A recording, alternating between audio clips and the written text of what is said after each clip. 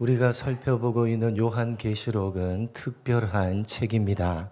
그러나 하나님의 말씀이기 때문에 특별한 것이지 하나님의 말씀 가운데 요한계시록만 특별한 것은 결코 아닙니다.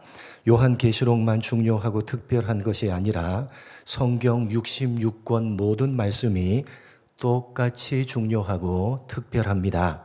그렇기 때문에 이 요한계시록을 대할 때 우리는 다른 성경이 전혀 이야기하고 있지 않는 어떤 신비하고 특별한 내용을 기대해서는 안 되는 것입니다. 요한계시록은 성경 66권 속에 속해 있는 동일한 하나님의 말씀으로 성경 전체가 말하고 있고 강조하고 있는 내용을 똑같이 다시 반복하고 강조하고 있는 책이지 다른 성경은 전혀 말하고 있지 않는 새롭고 신비한 내용을 담고 있는 책이 아니라고 하는 사실입니다. 그러므로 요한계시록을 대할 때 우리가 기대해야 되는 바는 지금까지 다른 성경에서는 전혀 들어보지 못했던 새로운 내용이 아니라 성경 전체가 말하고 있고 강조하고 있는 내용을 다시 한번 듣고자 하는 마음으로 이 요한계시록을 대해야 하는 것입니다. 이 요한계시록은 특별히 종말, 언제입니까?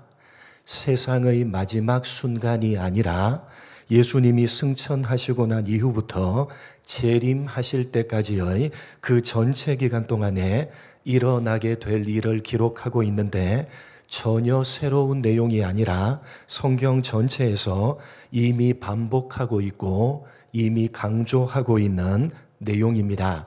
다만 계시록은 그런 내용들을 여러 가지 상징적이고 비유적인 표현들을 사용해서 기록하고 있는데 그것은 기록될 당시의 상황 때문에 그렇게 기록한 것입니다. 여러분, 이 계시록이 기록될 당시는 기독교를 극심하게 핍박하던 로마가 지배하던 시기였습니다. 도미티안 황제, 우리가 잘 아는 네로 황제, 이런 로마의 황제들이 자신을 신격화하면서 특히 유일신 사상을 가지고 있는 기독교를 극심하게 핍박했습니다. 예수를 믿는 사람들이 정상적인 사회적이고 경제적인 활동들을 하지 못하도록 했을 뿐만 아니라 로마 지하 감옥에 가두고 원형 경기장에 던져서 사자밥이 되게 하고 불로 태워서 화형을 시켰습니다. 그리고 기독교 지도자들을 외딴 섬으로 유배를 보냈는데 이 요한계시록은 로마에 의해서 반모라고 하는 외딴 섬으로 유배되어져 갇혀 있던 사도 요한이 육지에서 로마의 핍박을 받고 있는 성도들에게 보낸 편지입니다. 바로 그런 상황에서 로마가 사전에 모든 편지를 검열했기 때문에 이 요한계시록이라는 편지를 여러 가지 상징적이고 비유적인 표현들을 사용해서 기록할 수밖에 없었던 것입니다. 그러나 그렇게 상징적이고 비유적인 표현들을 사용할 때 한 가지 원칙이 있었는데 그것은 편지를 사전에 검열하는 로마는 무슨 내용인지 모르지만 편지를 받아보는 성도들은 금방 알아차릴 만한 상징과 비유를 사용했습니다. 그것이 무엇입니까? 로마는 잘 알지 못하지만 성도들은 보면 금방 알만한 상징과 비유, 뭡니까?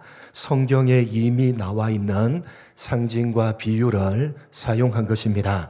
그래서 이 요한계시록은 철저하게 성경으로 해석을 해야지만 바르게 해석할 수가 있는 것입니다. 여러 번 말씀드렸듯이 이 요한계시록의 내용은 그리 복잡하지가 않습니다. 전체를 그 내용상 세 부분으로 나눌 수가 있는데 첫째는 종말의 교회는 어떤 모습일 것이냐, 둘째는 종말의 이 세상은 어떤 모습일 것이냐, 그리고 결론으로 성도들의 구원과 불신자들의 심판입니다. 이 세 부분 가운데 가장 많은 분량을 차지하고 있는 부분이 종말에 이 세상은 어떤 모습일 것이냐 하는 부분으로 일곱 인, 일곱 나팔, 일곱 대접 이렇게 세 가지 비유적인 표현으로 반복해서 기록하고 있습니다. 우리는 일곱 인, 일곱 나팔까지를 살펴보았고 앞으로 살펴볼 내용은 이어지는 일곱 대접의 내용입니다. 일곱 나팔의 마지막 부분인 일곱 번째 나팔의 내용이 11장 18절로 끝이 납니다. 그리고 이제 일곱 대접으로 넘어가야 하는데 일곱 대접의 내용은 16장에서부터 등장합니다. 여러분 16장 1절 한번 읽어보겠습니다. 16장 1절입니다. 같이 읽겠습니다. 시작.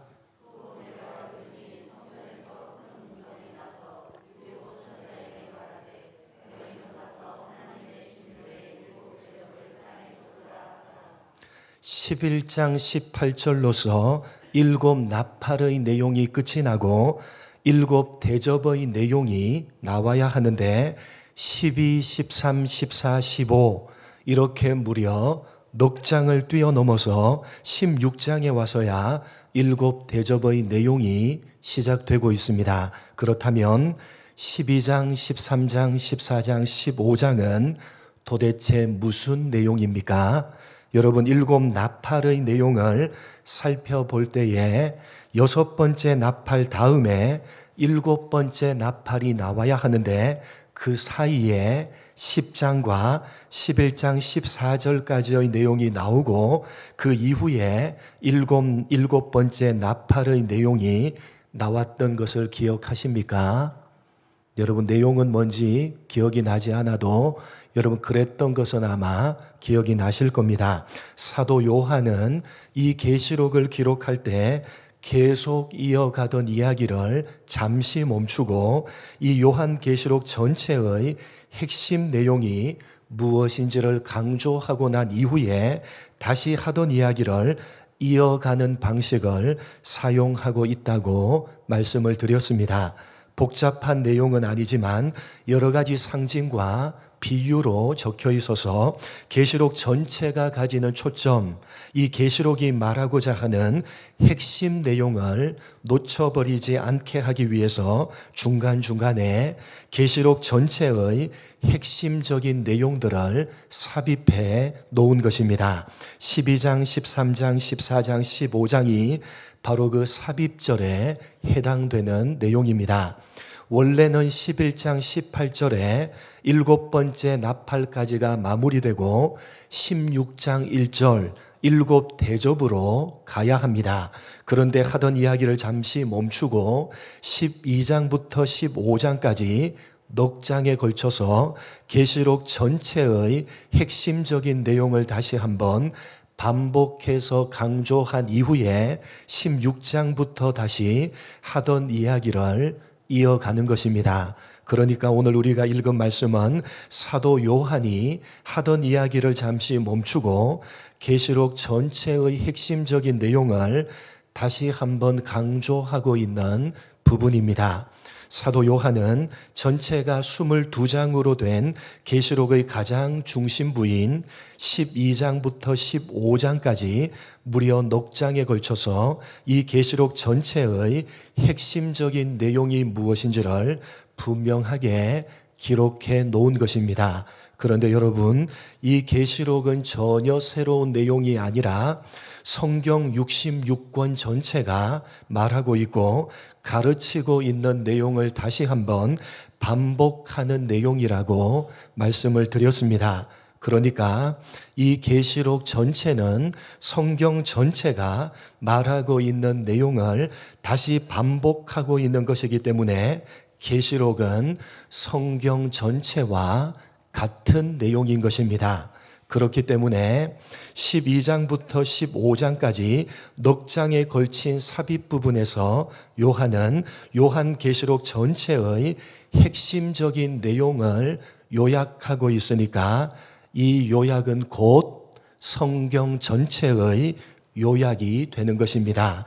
다시 말해서 12장부터 15장까지 이 넉장 안에 성경 전체의 내용, 창세기부터 계시록까지의 전체 내용이 전부 요약되어져 있는 것입니다.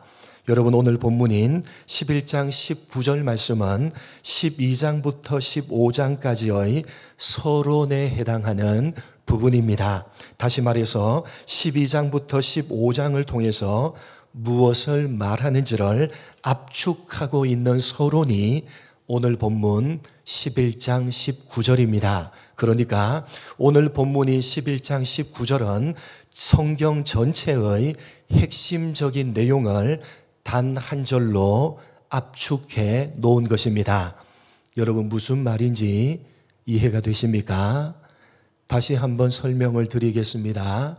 지금까지 잘 못 들으셨고 이해가 되지 않아도 지금부터 들으시면 됩니다. 다시 한번 설명드립니다. 12장부터 15장까지는 사도 요한이 하던 이야기를 잠시 중단하고 계시록 전체의 핵심적인 내용이 무엇인지를 강조하고 있는 삽입 구절입니다. 그런데 이 계시록 전체는 성경 전체와 같은 내용입니까? 아니면 전혀 다른 새로운 내용입니까? 같은 내용입니다. 그렇다면 계시록 전체의 핵심적인 내용이 12장부터 15장까지니까 그것은 곧 성경 전체의 핵심적인 내용이 되는 것입니다. 여러분, 읽어보시면 아시겠지만 또 앞으로 설교를 계속 들어보시면 알겠지만 12장부터 15장까지는 성경 66권 전체의 내용을 요약해서 적어 놓은 것으로 계시록 전체의 핵심적인 내용이고 또 성경 전체의 핵심적인 내용입니다. 그런데 11장 19절은 12장부터 15장이 시작되는 서론이니까 서론은 그 전체적인 내용이 다 들어가 있는 것이니까 오늘 본문은 요한계시록 전체, 즉 성경 전체를 단 한 구절로 압축해 놓은 말씀이 되는 것입니다. 그래서 오늘 본문인 11장 19절 말씀에 무엇이 등장하는 것입니까? 언약궤가 등장하는 것입니다. 언약궤, 하나님의 임재하심의 상징입니다. 그리고 그 하나님께서 언약하셨다는 것이 성경 전체의 핵심이 되는 것입니다. 그래서 성경 전체를 가리켜서 옛 언약과 새 언약, 구약과 신약이라고 부르는 것입니다. 여러분, 하나님께서 성경 전체를 통해서 약속하신 언약의 내용이 구체적으로 무엇입니까? 창세기 17장 7절, 8절 성경 몇 군데를 한번 살펴보겠습니다. 성경 전체는 하나님의 언약이라고 할 수 있는데 그 언약이 가지는 구체적인 내용이 무엇이냐? 성경 몇 군데를 찾아서 확인해 보도록 하겠습니다. 창세기 17장 7절, 8절 두 절 말씀 같이 읽겠습니다. 시작.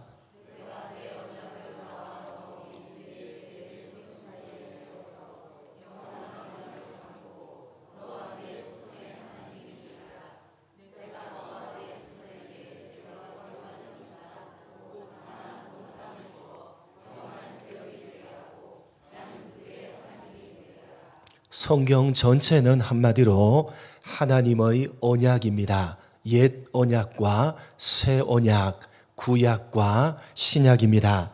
그런데 그 하나님께서 하신 언약은 어떤 내용입니까? 너와 내 후손의 하나님이 되리라 라는 언약입니다. 레위기 26장 12절 같이 읽겠습니다. 시작.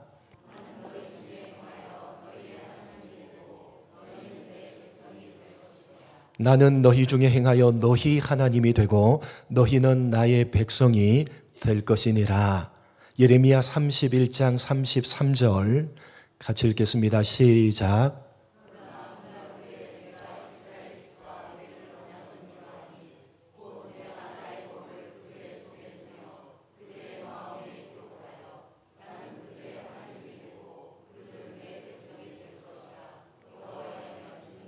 역시 뭡니까? 나는 그들의 하나님이 되고 그들은 내 백성이 될 것이라 라는 약속입니다. 한 군데만 더, 에스겔 11장 19절 20절입니다. 같이 읽겠습니다. 시작.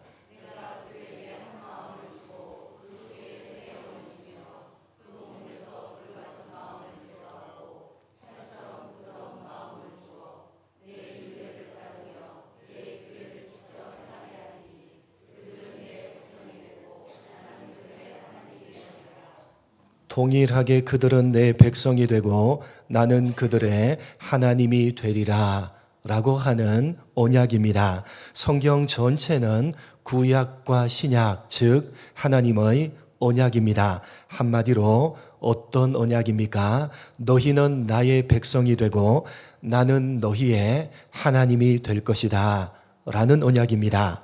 어떻게 성경 전체에서 하신 하나님의 언약이, 이렇게 성경 전체에서 하신 하나님의 언약이 어디에서 완성이 됩니까? 언제 완성이 됩니까?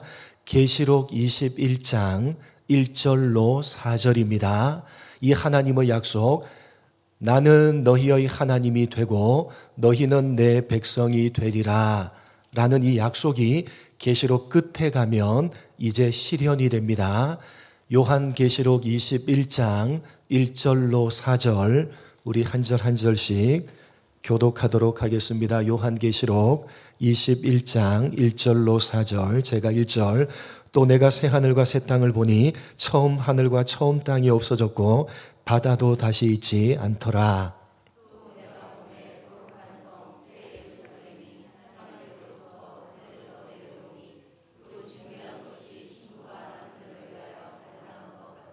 3절, 4절, 특별히 3절을 잘 주의해서 3절, 4절 읽겠습니다. 시작. 내가 들으니 보좌에서 큰 음성이 나서 이르되 보라, 하나님의 장막이 사람들과 함께 있음에 하나님이 그들과 함께 계시리니 그들은 하나님의 백성이 되고 하나님은 친히 그들과 함께 계셔서 모든 눈물을 그 눈에서 닦아주시니 다시는 사망이 없고 애통하는 것이나 곡하는 것이나 아픈 것이 다시 있지 아니하리니 처음 것들이 다 지나갔음이로라. 성경 전체를 통해서 하나님께서 하시는 약속이 언제 완성이 되는 겁니까? 언제 이루어지는 것입니까? 예수님께서 재림하시는 그 마지막 날에 실현되는 것입니다. 여러분, 하나님께서 우리들에게 약속하셨습니다. 너희는 내 백성이 되고 나는 너희의 하나님이 되리라. 이것이 성경 전체에서 약속하시는 하나님의 언약입니다. 하나님께서 이 언약을 어떻게 이루십니까? 사람은 하나님을 반역하여 죄를 짓고 타락했습니다. 그 타락한 사람에게 하나님께서는 그들을 당신의 백성으로 만드시고 그들의 하나님이 되시겠다고 약속하십니다. 그래서 그 언약을 이루시기 위해서 하나님께서는 아들이신 예수님을 보내사 사람이 지은 죄를 대신해서 피를 흘리게 하심으로 사람들의 죄 문제를 해결하시고 하나님의 백성으로 삼으십니다. 언약을 이루십니다. 이러한 하나님의 언약을 받아들이는 사람은 하나님의 백성이 될 것이고 거부하는 사람은 심판을 받게 될 것입니다. 이것이 바로 성경 전체가 말하고 있는 가장 핵심적인 내용인 것입니다. 계시록 12장부터 15장까지가 바로 그 내용이고, 그래서 서론이 되는 11장 19절에 언약궤가 등장하는 것입니다. 언약궤만 등장하지 않고 무엇이 등장합니까?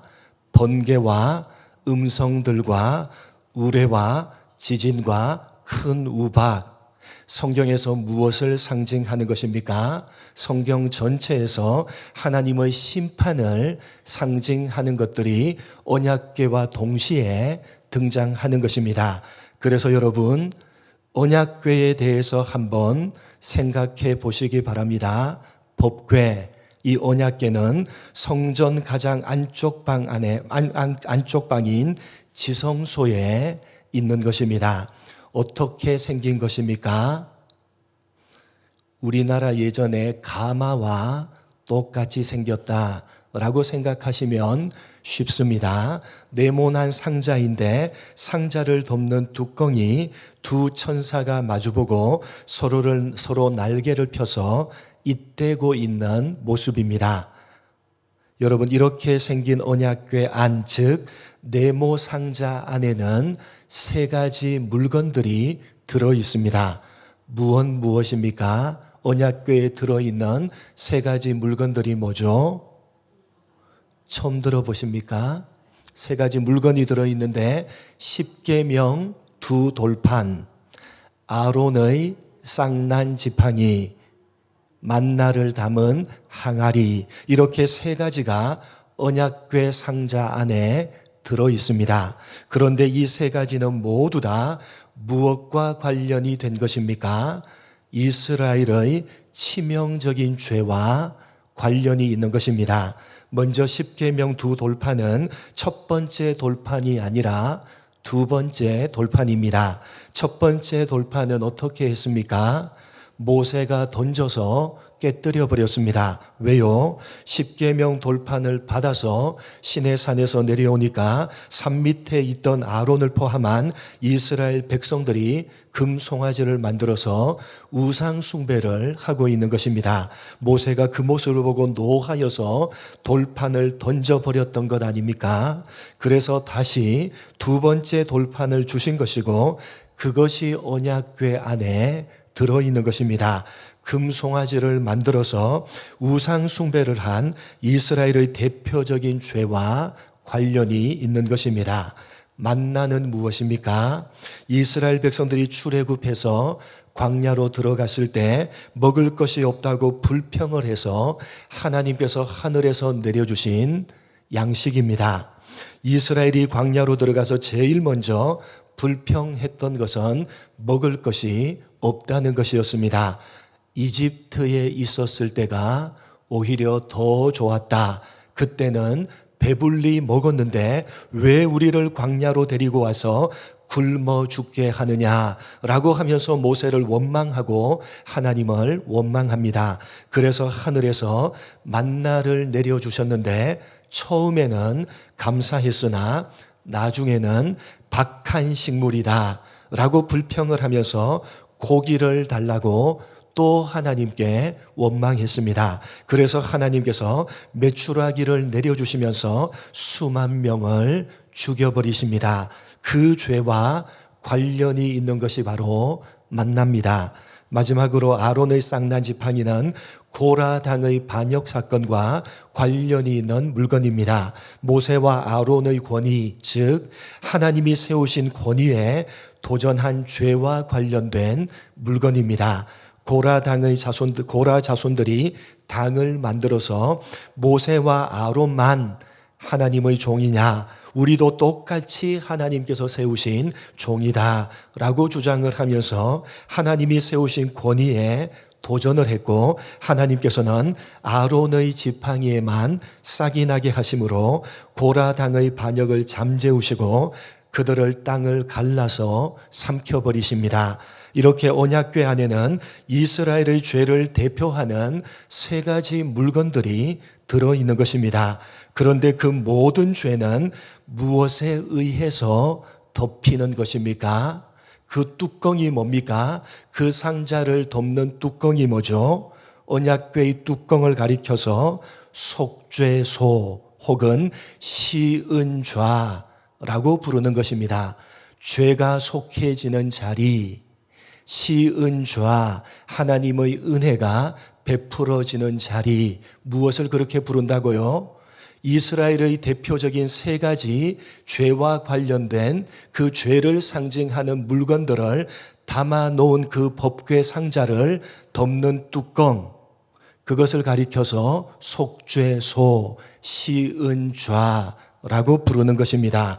왜 속죄소인가 하면 두 천사가 날개를 펴고 서로 마주보고 있는 조각이 되어져 있는 이 법궤의 뚜껑 위로 대속죄일에 대제사장이 짐승의 피를 붓는 것입니다. 무엇을 상징하는 것입니까? 모든 죄를 피로 덮고 용서한다는 것입니다. 죄를 대표하는 세 가지 물건을 넣어둔 언약궤 상자를 속죄소라는 뚜껑으로 덮고 그 위에 짐승의 피를 부어서 하나님께서 모든 죄를 덮고 용서하신다는 사실을 상징적으로 보여주는 것입니다. 그것이 바로 언약궤입니다. 하나님께서 바로 이런 방식, 사람이 지은 모든 죄를 피로 덮으시고 용서해 주신다는 것입니다. 짐승의 피, 사실은 누구의 피입니까?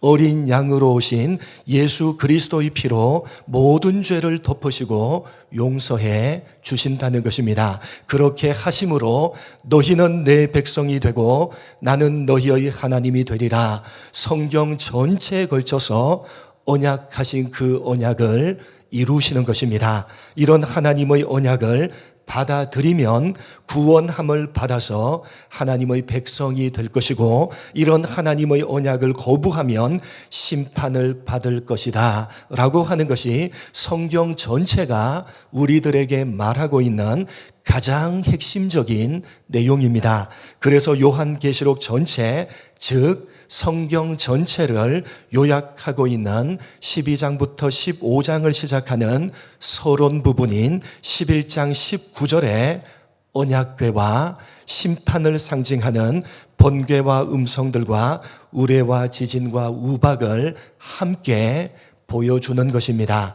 하나님의 언약을 받아들일 것이냐 아니면 심판을 받을 것이냐 결정을 하라는 것입니다. 하나님께서 예수 그리스도를 통해서 이루어 놓으신 이 언약을 받아들이는 사람은 구원함을 받아서 하나님의 백성이 될 것이고, 이 예수 그리스도의 언약을 거부하는 사람은 심판을 받게 될 것이다 라는 말씀입니다. 그것이 바로 성경 전체가 말하고 있는 가장 핵심적인 내용이요, 계시록 전체의 가장 핵심적인 내용이요, 오늘 그것을 요약하고 있는 서론 부분에 해당하는 오늘 본문이 가지고 있는 의미인 것입니다.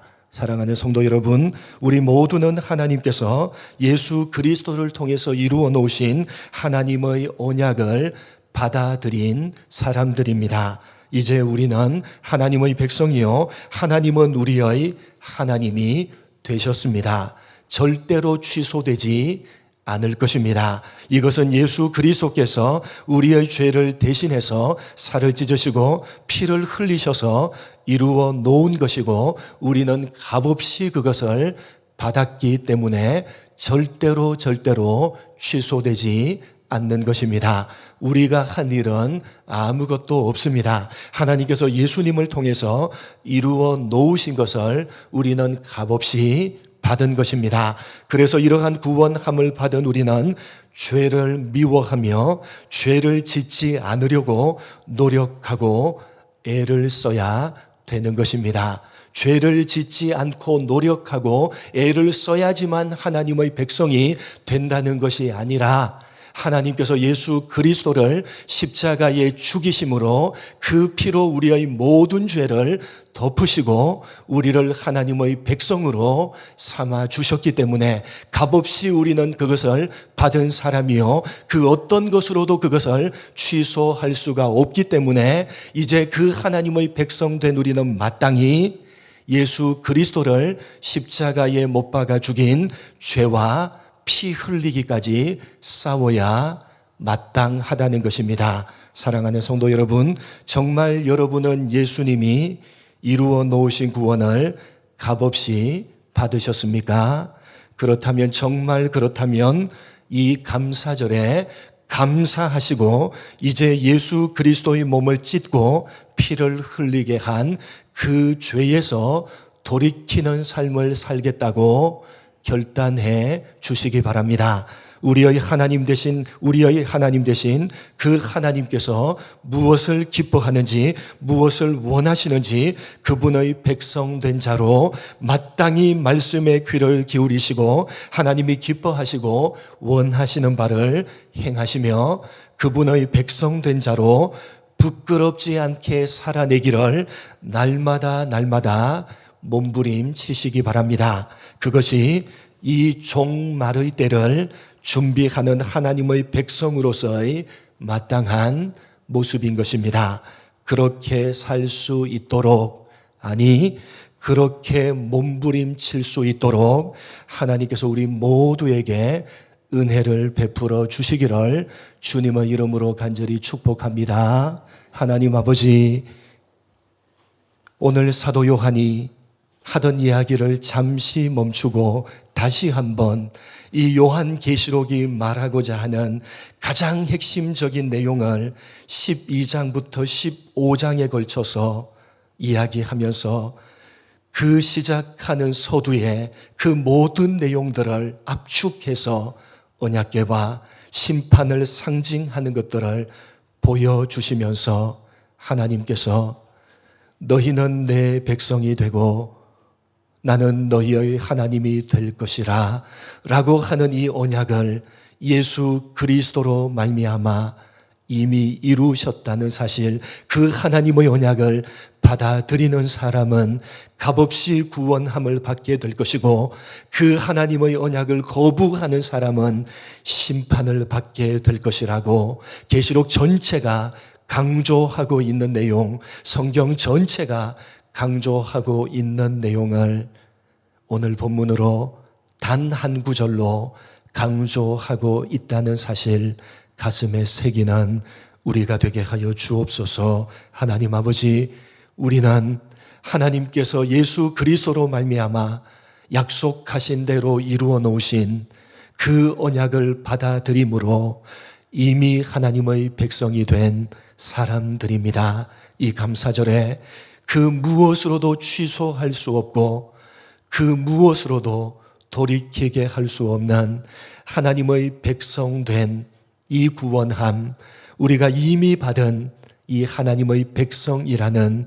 신분으로 말미암아 마음껏 감사하는 감사절이 되게 하시고, 이제 하나님의 은혜로 하나님의 백성된 자로 마땅히 하나님의 말씀에 귀를 기울이며 죄와 싸우며 하나님이 원하시는 대로 그 말씀을 따라서 살아내기를 날마다 몸부림침으로 종말의 때를 제대로 준비하며 살아가는 우리 모두가 될 수 있도록 은혜 베풀어 주옵소서. 감사하오며 예수님의 이름으로 기도드립니다. 아멘.